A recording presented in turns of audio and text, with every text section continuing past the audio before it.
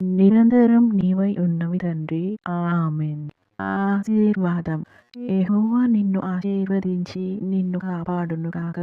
యెహోవా నీకు తన సన్నిధిని ప్రకాశింపజేసి నిన్ను కరుణించును గాక. యెహోవా నీ మీద తన సన్నిధి కాంతి ఉదయింపచేసి నీకు సమాధానము కలుగజేయును గాక. ఆమేన్.